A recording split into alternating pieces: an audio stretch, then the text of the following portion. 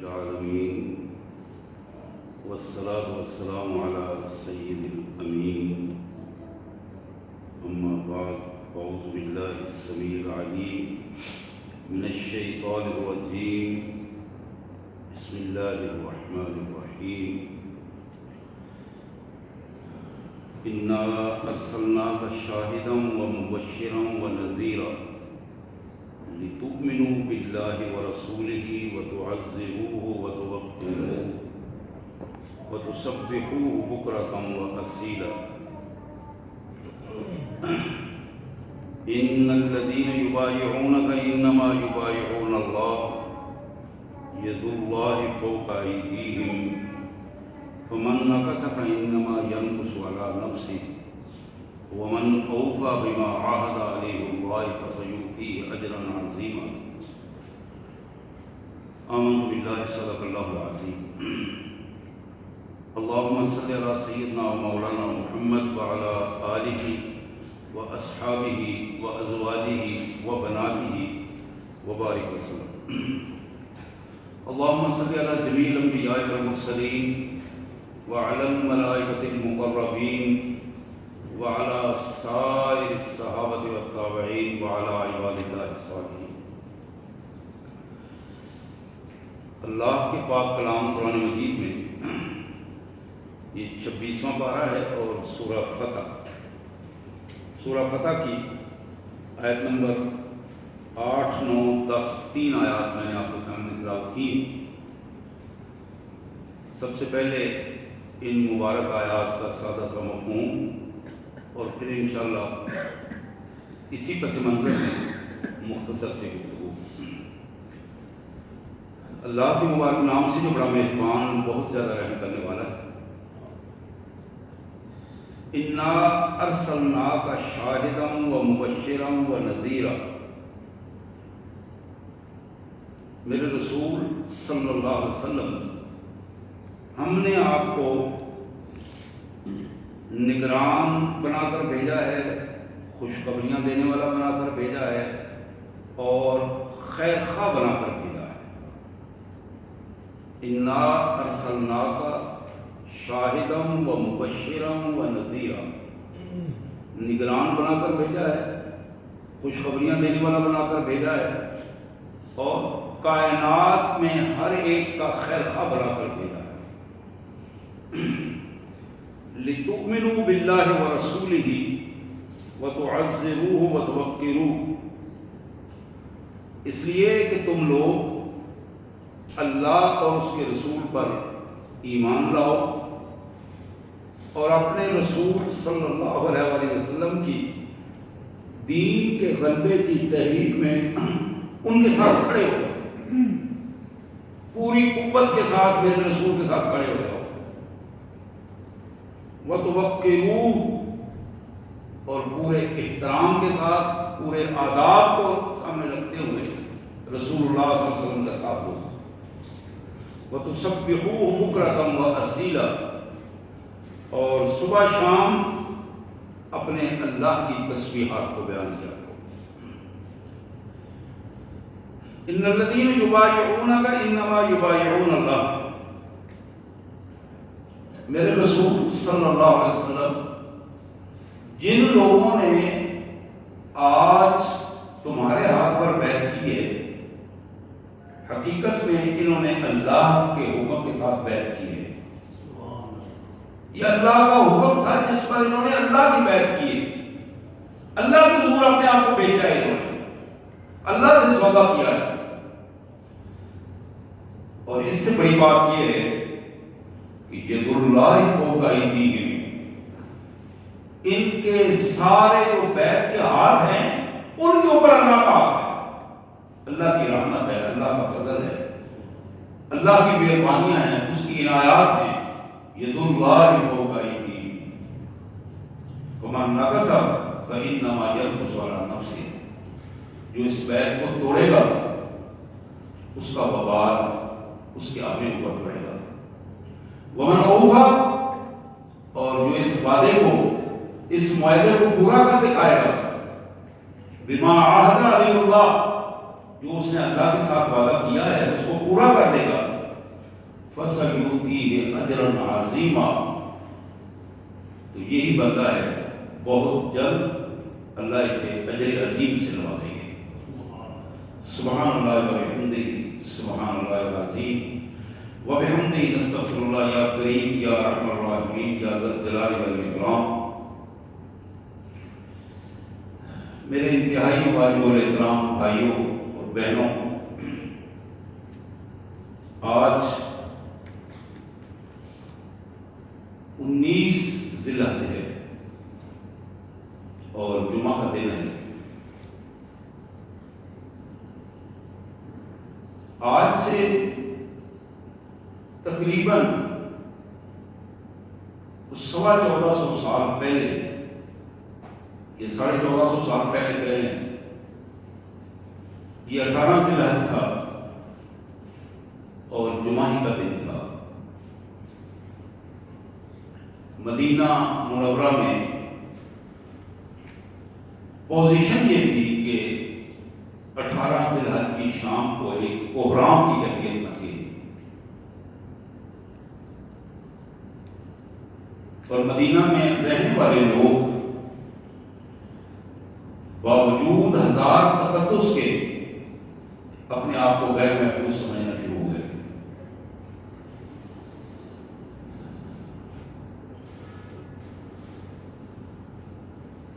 اس کی وجہ یہ تھی، افریقہ سے لے کر بلوچستان تک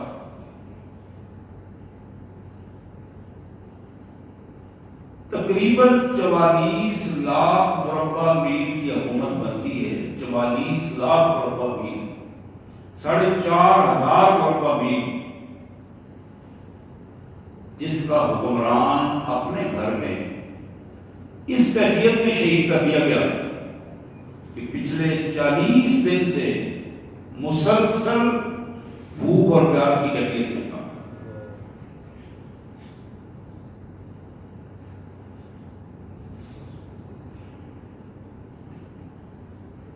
یہ ایک ایسا موضوع ہے کہ اس پہ انشاءاللہ تفصیل کے ساتھ اگر اللہ نے موقع دیا تو اگلے جمعے کو بات ہوگی۔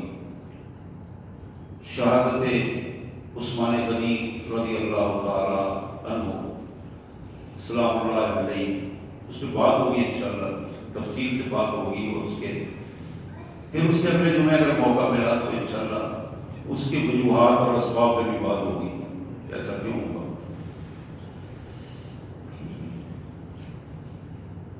محمد کریم صلی اللہ علیہ وسلم نے آج میں پڑھنا تھا مشکات شریف کی بڑی معروف حدیث، نبی رحمت صلی اللہ علیہ وسلم نے فرمایا لِكُلِّ نَبِيٍّ رَفِيقٍ رفیقی فی الجنت عثمان۔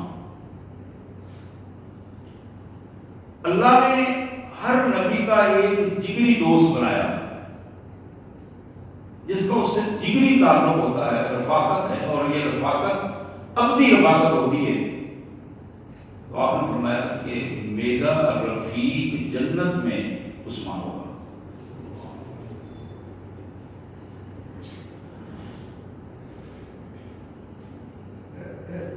جناب عمر فاروق خلیفہ ثانی امیر المومنین کی حیثیت سے آخری حج ان کی زندگی کا ہے۔ حج سے واپس آتے ہیں، راستے میں آ رہے ہیں اور ایک صحرا ٹائپ ایک جگہ ہے، وہاں بیٹھ گئے، تھک گئے، بیٹھ کے کنکریوں کو اکٹھا کیا اور اس کے اوپر چادر ڈال کے لیٹ گئے۔ لیٹ کے اپنے نظر اور اپنے ہاتھوں کو آسمان کی طرف اٹھایا، نگاہ بھی آسمان کی طرف تھی اور ہاتھ بھی آسمان کی طرف تھے، اور سیدھا لیٹے ہوئے تھے، پورا کا پورا جسم جو ہے وہ اللہ کے حضور پیش تھا۔ وہاں جناب عمر فاروق رضی اللہ تعالیٰ عنہ اپنے اللہ کے حضور یہ دعا کر رہے تھے، یا اللہ عمر زیادہ ہو گئی ہے تو بوڑھا ہو گیا، 63 سال کے قریب عمر تھی رسول اللہ صلی اللہ علیہ وسلم کی عمر کے قریب، عمر زیادہ ہو گئی ہے، بوڑھا ہو گیا ہوں، جسم کے اعضاء کمزور ہوتے جا رہے ہیں، اور تیری دی ہوئی مخلوق جو میری رعایا ہے وہ بڑھ گئی ہے، پھیل گئی ہے دنیا میں، مصر سے بلوچستان تک یہ پورا علاقہ انہی کے دور میں 44 لاکھ مربع میل تک پہنچ گیا تھا۔ حضرت عثمان کے دور میں اس سے زیادہ شرق اوسط تک کی جو ریاستیں ہیں اس میں آ گئی، سمرقند، بخارا اور یہ رشکے کے سارا علاقہ ہے، یہ بھی حضرت عثمان کے دور میں سارا فتح ہوا۔ تو روتے ہوئے اپنے اللہ سے عرض کرتے ہیں مالک عمر زیادہ ہو گئی، کمزور ہو گیا ہوں، بوڑھا ہو گیا ہوں، تیری مخلوق جو تم نے رعایا کی صورت میں دی ہے وہ بہت زیادہ ہے، اب عمر اپنی صلاحیتیں لگا کر ان کی تیرے حکم کے مطابق پوری حفاظت نہیں کر پا رہا،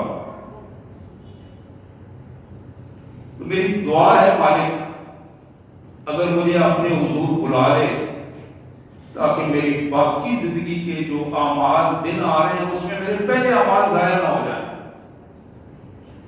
اب ذرا تجزیہ دیکھیے، غیر محسوس تجزیہ ہے، عمر جس انداز میں گزری ہے، آج ایسا نہ ہو کہ آنے والے دن میں کوئی ایسا میرا عمل مجھ سے ہو جائے کہ میرے پہلے عمل ضائع نہ ہو جائے، تو میں چاہتا ہوں کہ تیرے حضور ان اعمال کے ساتھ پہنچ جاؤں اور میری عمر کا جو پیمانہ ہے حد اعتدال سے تجاوز نہ کرے، آگے نہ بڑھ جائے۔ حضرات یہ دعا تھی جو 23 ہجری میں 23 ہجری 11 ہجری میں رسول اللہ صلی اللہ علیہ وسلم اس دنیا سے رخصت ہوئے، یہ بات 23 ہجری کی ہے۔ فاروق اعظم رضی اللہ تعالیٰ عنہ کی شہادت ہوئی، کوئی کا غلط پورا موضوع ہے۔ شہادت کے 2-3 دن جو زخمی ہونے کی کیفیت میں آپ نے گزارے، لوگوں نے بڑی کوشش کی، بلکہ اس سے بہت پہلے ایک دن بیٹھے تھے، اسی طرح سر جھکا کے بیٹھے ہیں اور سوچ رہے ہیں، زمین کو کریت رہے ہیں۔ ساتھی نے پوچھا امیر المومنین کیا بات ہے؟ کہا پریشان ہوں اس بات پہ کہ اس امت مسلمہ کا میں سوچ رہا ہوں میرے پاس یہ ذمہ داری کون اٹھائے گا؟ مجھے ابھی بندہ نظر نہیں آ رہا کوئی ایسا کہ جس کے حوالے سے یہ۔ ایک نے کہا کہ اس میں کیا پریشانی کی بات ہے؟ آپ کے بیٹے عبداللہ بن عمر جنہیں حضور صلی اللہ علیہ وسلم نے صداقت کا ٹیلیفون صداقت کا سرٹیفکیٹ دیا، آپ ان کو بنا دیا، عبداللہ کو بنا دیا اپنے بیٹے کو۔ کہا زبان بند کر دو، تم نے بہت بڑی بات کر دی ہے، اور عبداللہ کو تو ابھی اتنا بھی نہیں پتا کہ اپنے گھر میں اپنی بیوی کو کس طرح رکھا جاتا ہے، طلاق کس طرح دی جاتی ہے۔ میں اسے لاکھوں مربع میل کا حکمران بنا دوں اور پھر وہ میرا بیٹا ہے، اور میں یہ روایت غلط روایت نہیں ڈالنا چاہتا۔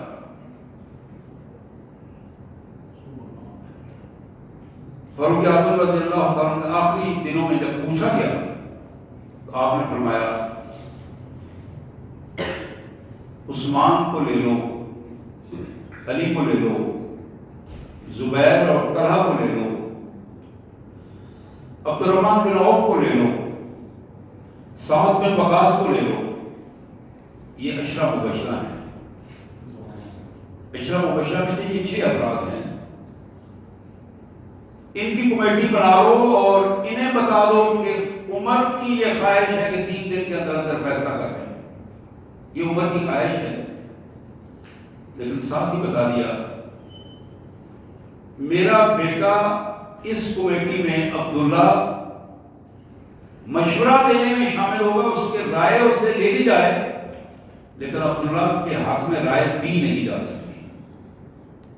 عبداللہ کو امیر المومنین خلیفہ بنایا نہیں جا سکتا، لیکن اس کی رائے کی بڑی اہمیت ہے. رائے لے لو کہ رسول اللہ صلی اللہ علیہ وسلم نے اس کو صاحب رائے قرار دیا ہے.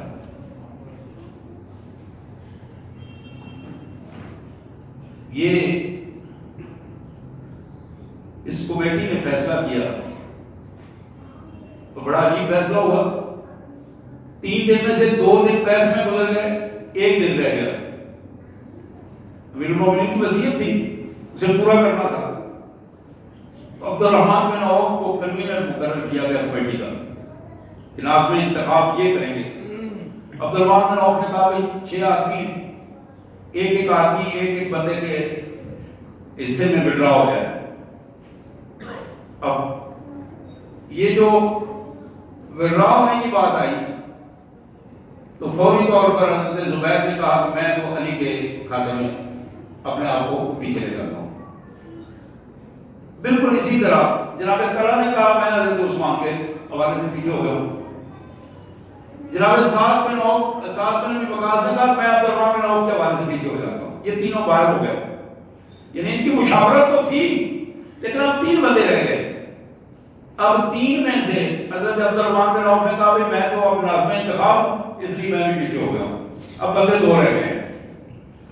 ایک نام ہے حضرت عثمان بن ابی عفان رضی اللہ تعالی عنہ کا، اور دوسرا نام ہے جناب علی بن ابی طالب رضی اللہ تعالی عنہ کا.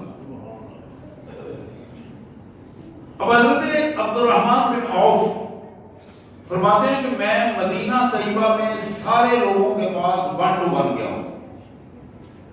میں باہر جو ہل چلانے والے لوگ تھے مدینہ میں پہلیوں میں ان سے جا کے بھی میں نے رائے دی ہے. دروازے کھٹکھٹا کر خواتین سے بھی رائے لی ہے.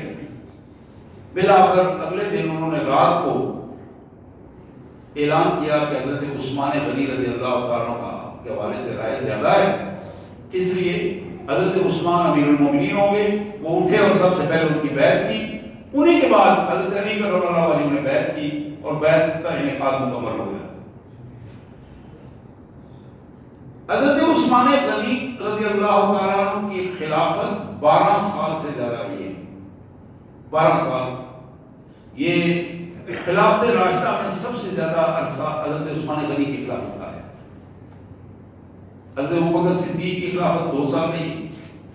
جناب فاروق اعظم کو 10 سال خلیفہ رہے اور حضرت علی کرم اللہ وجہ 5 سال. یہ مجموعی طور پر 35 سال بنتے. 30 سال جو عمر جنہیں رسول اللہ صلی اللہ علیہ وسلم نے خلافت راشدہ کا پورا ٹینور کرا دیا. اب حضرت عثمان رضی اللہ تعالی عنہ کی خلافت کے پہلے 10 سال مثالی گزرے ہیں. مثالی 10 سال یعنی وہ سرزمین جو آپ کی خلافت سے پہلے اسلامی حکومت کا حصہ تھی، اس میں چاروں طرف سے اضافہ ہوا اور ایک خوبصورت نظام تشکیل پایا. آخری 2 سال مجموعی طور پر شورش کی وجہ اور فتنہ پرور افراد کو موقع ملا سازشیں کرنے کا، اور اس میں باہر کے لوگ کچھ اس انداز میں تھے. تو ایک نظام تھا جو اس انداز میں بالآخر خلیفۃ المسلمین کی شہادت کا باعث بنا. لیکن یہ وہ شہادت تھی جس کی بشارت پیشین گوئی رسول اللہ صلی اللہ علیہ وسلم پہلے کر چکے تھے. سیاستہ کی بڑی مشہور روایت ہے کہ نبی رحمت صلی اللہ علیہ وسلم پہاڑ پہ کھڑے ہیں اور پہاڑ لرزہ بر اندام ہوا. زلزلہ آیا، اس کی کیفیت ہلا. تو نبی رحمت صلی اللہ علیہ وسلم نے فرمایا رک جاؤ اے سبیب، تمہیں نہیں معلوم کہ تمہارے اوپر ایک اللہ کا نبی، ایک صدیق اور 2 شہید ہیں. اور وہاں اللہ کے رسول صلی اللہ علیہ وسلم کے ساتھ صدیق اکبر اور حضرت عثمان اور حضرت عمر بن خطاب رضی اللہ تعالیٰ عنہ موجود تھے. تو یہ جب بات سنی حضرت عثمان نے، تو حضرت عثمان نے خوشی سے یہ بات کہی کہ اللہ کا شکر ہے کہ میرا نام شہادت اور شہیدوں میں آ گیا ہے۔ اور پھر ایک دوسری روایت جس کو سیاستہ میں روایت کیا گیا، نبی رحمت صلی اللہ علیہ وآلہ وسلم نے ایک موقع پر حضرت عثمان غنی رضی اللہ تعالیٰ عنہ کو خطاب کر کے فرمایا کہ عثمان، میرے بعد اللہ تبارک و تعالیٰ تمہیں عزت کی ایک خلعت پہنائیں گے، لباس پہنائیں گے، اور پھر کچھ سازشی اس لباس کو اتارنا چاہیں گے، اور میری تمہیں نصیحت ہے کہ تم اس کو نہ اتارنا، اگر جو اس میں تمہاری جان ہی چلی جائے۔ یہ وہ پہلو تھا جو حضرت عثمان غنی رضی اللہ تعالیٰ عنہ کی اس شہادت کی پیشین گوئی کے حوالے سے بھی موجود تھا، اور بہت ساری روایات اس حوالے سے موجود ہیں۔ جناب عثمان غنی رضی اللہ تعالیٰ عنہ وہ عظیم شخصیت ہیں جنہیں پوری انبیاء کی تاریخ میں جناب آدم علیہ السلام سے لے کر محمد کریم صلی اللہ علیہ وسلم تک پوری انبیاء کی تاریخ میں کوئی ایسا فرد موجود نہیں جس کے گھر میں نبی کی 2 بیٹیاں ہوں۔ یہ شرف صرف جناب عثمان غنی رضی اللہ عنہ سے ہے۔ سیدہ رقیہ سلام اللہ علیہ محمد کریم صلی اللہ علیہ وسلم کی صاحبزادی، ہماری مائیں ان کی قدموں کی خاک پہ قربان، جب ان کی وفات ہوئی تو سید المرسلین صلی اللہ علیہ وسلم نے اپنی دوسری بیٹی سیدہ ام کلثوم کا نکاح حضرت عثمان سے کرتے ہوئے یہ کہا، خدا کی قسم یہ تو میری ایک بیٹی ہے جس کا نکاح میں کر رہا ہوں، فوت ہونے والی بیٹی کے جگہ پر اگر میرے پاس 40 بیٹیاں ہوتی اور 40 بیٹیوں کے لیے مجھے عثمان سے نکاح کرنا پڑتا تو میں 40 بیٹیاں عثمان کے نکاح میں دے دیتا۔ یہ وہ مرتبہ اور مقام ہے جو محمد رسول اللہ صلی اللہ علیہ وسلم کے نزدیک عثمان غنی رضی اللہ تعالیٰ عنہ کے حوالے سے ہے۔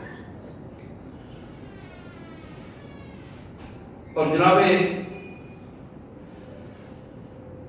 عثمان غنی رضی اللہ عنہ کے حوالے سے عبد الرحمن بن خباب کی ایک روایت جو ترمذی میں موجود ہے، کہتے ہیں کہ شہدت النبی صلی اللہ علیہ وسلم وهو يحث على جلب الاسرى، میں گیا تو نبی رحمت صلی اللہ علیہ وسلم مسجد نبی میں غزوہ تبوک کے حوالے سے لوگوں کو جذبے کو ابھار رہے تھے کہ لوگ آئیں اور اللہ کی راہ میں خرچ کریں۔ فقام عثمان، حضور صلی اللہ علیہ وسلم ترغیب دے رہے تھے تو جناب عثمان غنی اٹھے کھڑے ہو گئے، فقال یا رسول اللہ علی مئات بعیر باحلاسها واقطابها، تو عرض کی میرے آقا 100 اونٹ سواری کے لیے ان کی ساز و سامان سمیت، مجاہدین کا ساز و سامان سمیت جو ان پر ضرورت ہوتی ہے اس کے نیزے تلواروں سمیت زرہ سمیت میرے ذمہ ہے، میں 100 مجاہدین کا اونٹ اور ان کے سامان کے سمیت انتظام کروں گا۔ حضرات یہ بات کوئی معمولی بات نہیں ہے، ایک اونٹ ساز و سامان سمیت بھی بہت بڑی بات ہے۔ اور پھر اس دور میں جناب عثمان نے عرض کیا اللہ کے رسول صلی اللہ علیہ وسلم 100 اونٹ اور پھر پورے ساز و سامان سمیت فی سبیل اللہ، مجھے اپنے اللہ سے محبت ہے، آپ سے محبت ہے، آپ نے فرمایا ہے تو میں آپ کے اس فرمان پر عمل کرتا ہوں، اپنے اللہ کے لیے 100 اونٹ حاضر کر رہا ہوں۔ آپ 100 مجاہدین کو 100 الاٹ کریں، میں ہر ایک کو ایک اونٹ پار کے دوں گا۔ تو جناب عبد الرحمن بن خباب کہتے ہیں ثم حضر الجیش، تو نبی صلی اللہ علیہ وسلم نے اس کے بعد پھر دوبارہ، اب آپ کا رخ پھر ساتھیوں کی طرف تھا تو آپ نے توجہ دلائی سب ساتھیوں کو دوبارہ۔ یہ وہی جیش الاسرہ ہے، آپ جانتے ہیں غزوہ تبوک جس میں حضرت ابوبکر صدیق رضی اللہ عنہ نے گھر کا پورا سامان لا کے پیش کر دیا، فاروق اعظم رضی اللہ عنہ نے گھر کا آدھا سامان لا کے پیش کر دیا۔ جیش العسرہ، اسرہ کہتے ہیں تنگی کو، کہ بڑے تنگی کے دن تھے، فصلیں پکی ہوئی تھی، وقت کی سپر پاور کے ساتھ لڑائی کا فیصلہ کر دیا گیا تھا، 2 مہینے کا سفر تھا، تو اللہ نے حکم دیا نکلو، فصلوں کو چھوڑ دو، جو کچھ گھروں میں ہے وہ بھی لے کے آؤ۔ ایک تو یہ خود نکلو، فصلیں پکی ہوئی ہیں چھوڑ دو، اللہ دے گا، اس کو اللہ پر چھوڑو۔ آج ہماری فصل کاٹنے پر یوں تو ہمیں نمازیں بھول جاتی ہیں، دکان پہ گاہک کھڑا نظر آ جائے جی تو نماز تو جماعت رہ جاتی ہے، بھول جاتی ہے۔ ایسے ہی ہے نا، شادی حال میں بیٹھے ہوں تو نمازی یاد نہیں رہتی، کہیں اپنی مرضی یا بچوں کی مرضی سے پیسہ خرچ کرنا ہو تو اللہ کی راہ میں خرچ کرنا یاد نہیں رہتا۔ حضرات جب دوبارہ رسول اللہ صلی اللہ علیہ وسلم نے ارشاد فرمایا تو پھر عثمان اٹھے،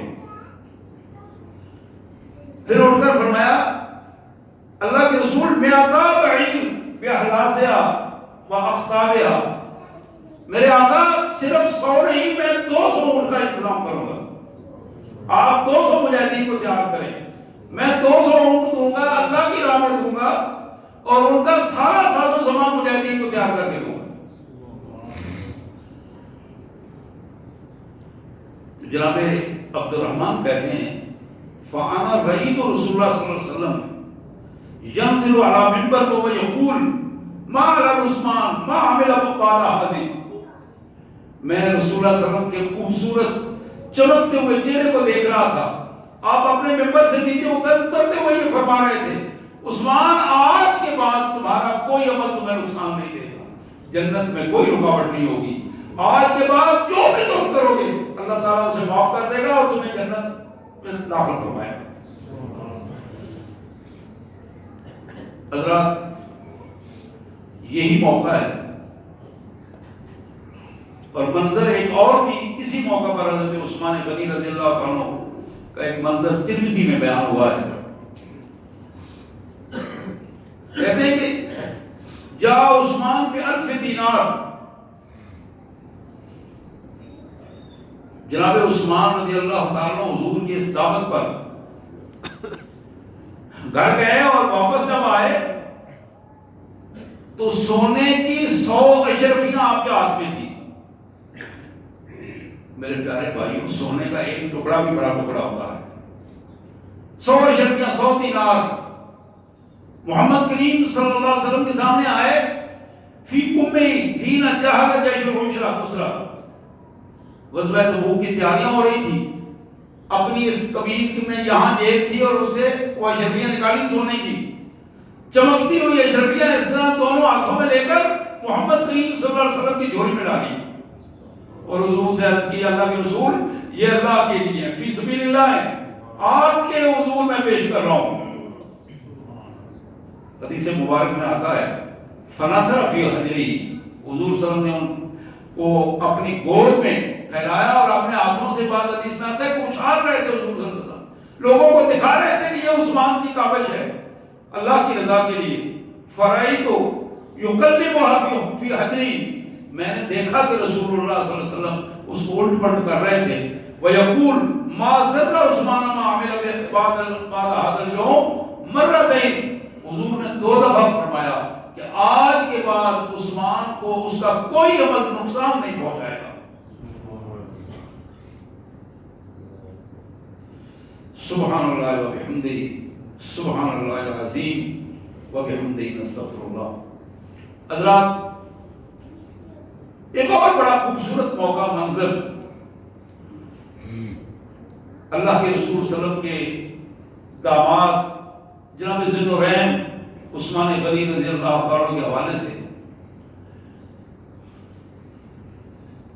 رسول اللہ صلی اللہ علیہ وسلم کو خواب آئی اور عمرے کے حوالے سے آپ نکلے. پورا واقعہ آپ کے ذہن میں ہے. صلح حدیبیہ کا مقام ہے. 1400 جنگجو ساتھی مجاہدین آپ کے ساتھ ہیں. مکہ کے کافروں نے آپ کا راستہ روکنے کی کوشش کی ہے. معاہدہ ہوا ہے. آپ نے اپنا پیغام بھیجنے کے لیے اپنے ساتھیوں میں سے لوگوں کو چنا اور اتفاق رائے سے سب نے کہا کہ عثمان ایسا فرد ہے جس کی فیملی وہاں موجود ہے اور کسی کی ضرورت نہیں کہ عثمان کی طرف دیکھ سکے. تو آپ حضرت عثمان کو بھجوائیں. ممکن ہے باقی کو بندہ جائے تو یہ کافر اس کو نقصان نہ پہنچائیں, قتل نہ کرتے ہیں. یہ اس قسم کیا کرتے ہیں. جناب عثمان غنی رضی اللہ تعالیٰ عنہ کو سفیر بنا کر بھیجا گیا. حدیبیہ میں باقی لوگ موجود تھے. حضرت عثمان مکہ مکرمہ گئے. 1-2 ساتھی آپ نے ساتھ لیے اور وہاں جا کے محمد کریم صلی اللہ علیہ وسلم کے حکم کے مطابق ان سے بات چیت کی. یہاں حدیبیہ میں یہ افواہ پھیلی کہ حضرت عثمان کو شہید کر دیا گیا.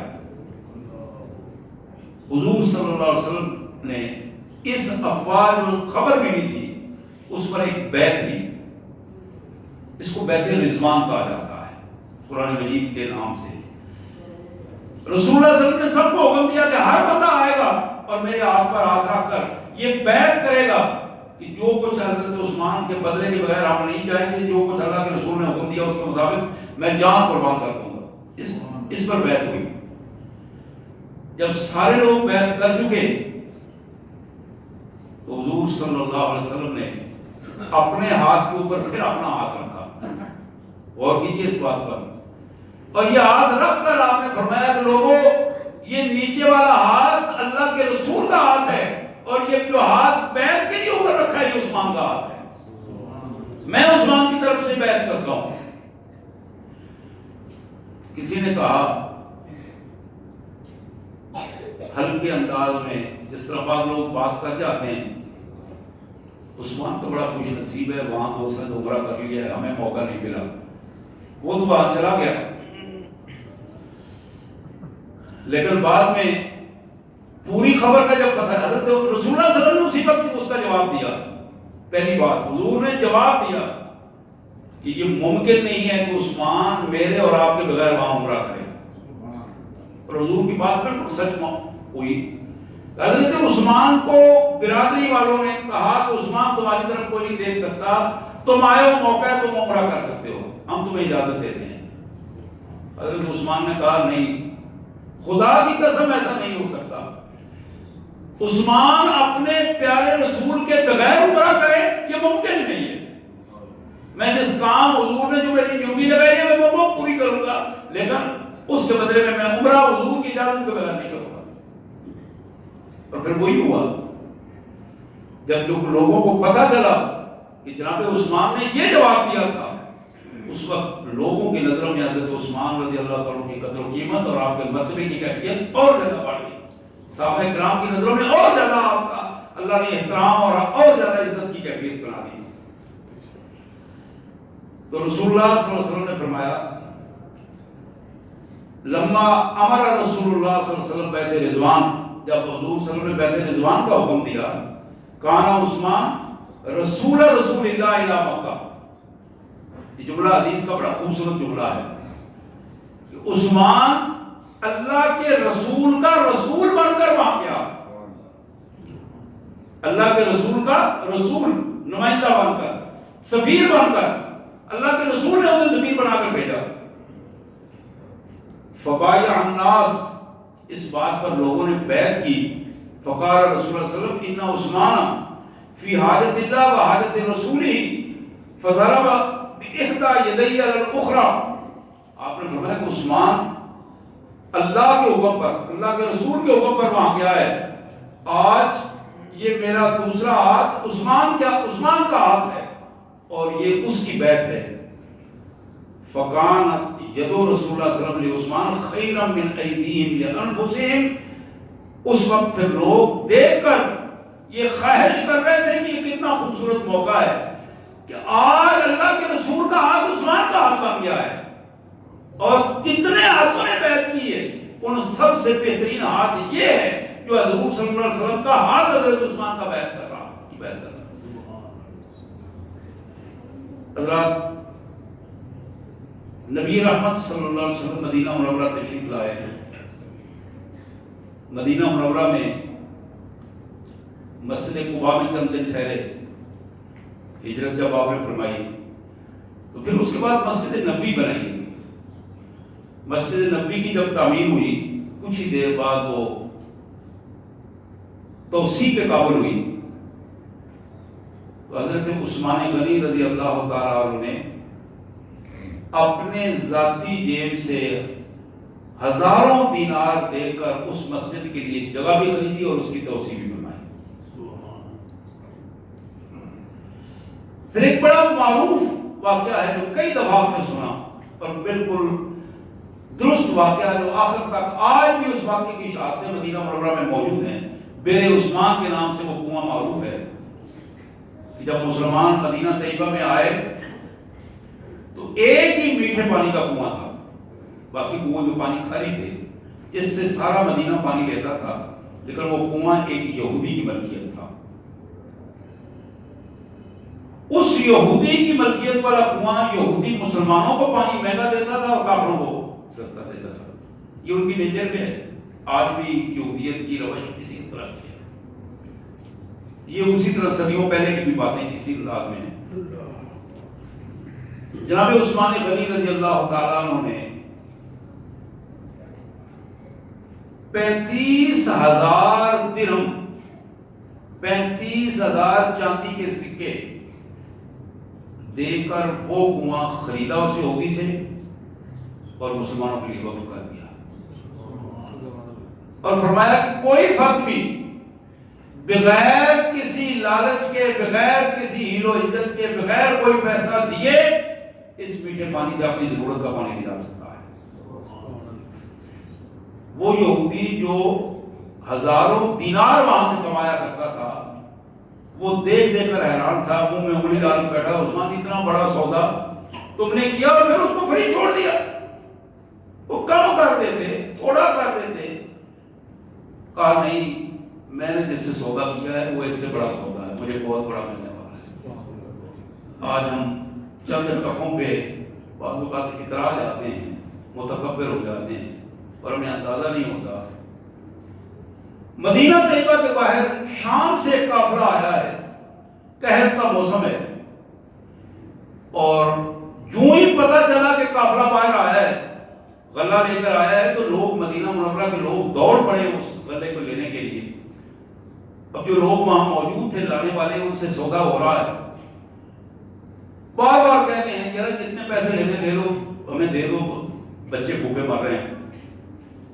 تو وہ بار بار کہتے ہیں بھائی مالک نہیں آیا جس کا سودا ہو رہا ہے، سامان ہم لائے ہیں، ہم تو مسافر ہیں، وہ مالک آتے ہیں تو آپ اس سے سودا کر۔ اب لوگ انتظار میں ہیں کہ مالک کون ہے۔ مدینہ کے لوگ اکٹھے ہو گئے ہیں، اتنے میں حضرت عثمان بھی آ گئے۔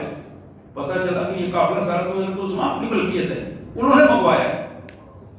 اب لوگ خوش بھی ہوئے، لیکن سودے میں بات چیت شروع ہو گئی۔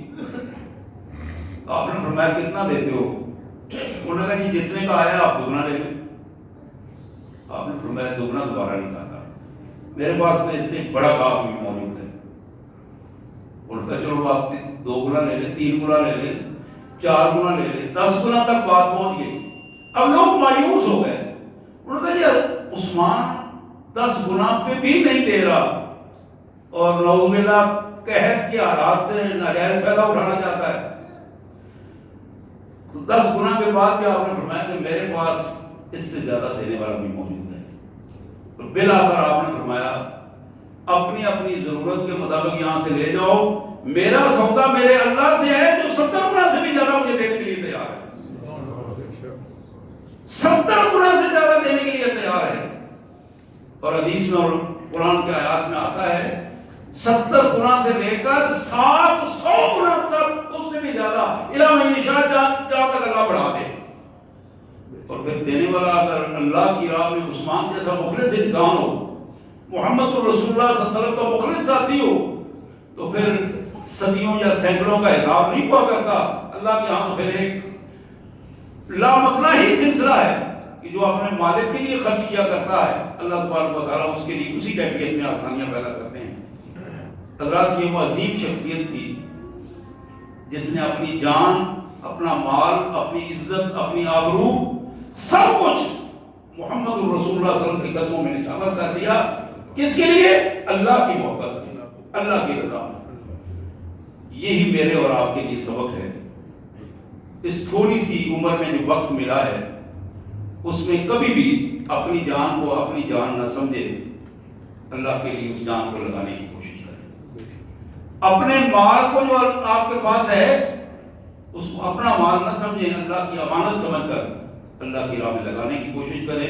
جو لگائیں گے ہم، وہی ہم آئندہ اس کو پائیں گے جا کے۔ اپنی عزت، اپنی آبرو، اپنا سٹیٹس، یہ جو معاشرے میں ایک دوسرے کا احترام یہ اللہ نے دیا ہے، اس کو اللہ کے لیے استعمال کریں۔ یہ جھوٹی چودراہٹ، یہ جھوٹا پیسہ، جھوٹا سٹیٹس، جھوٹا مرتبہ، اس کو شیطانی عمل سمجھ کر اس کو رگیدیں اور پاؤں میں اس کو لے آئیں، اور اللہ کی رضا کے لیے اپنے سٹیٹس کو استعمال کریں۔ لوگوں کو دین کے قریب لانے کی کوشش کریں۔ جتنا عمل آپ اللہ کی رضا کے لیے کریں گے، اللہ تبارک و تعالیٰ اتنی زیادہ عزت آپ کی اس دنیا میں بھی اور آخرت میں کرائے گا۔ وآخر دعوانا الحمدللہ رب العالمین۔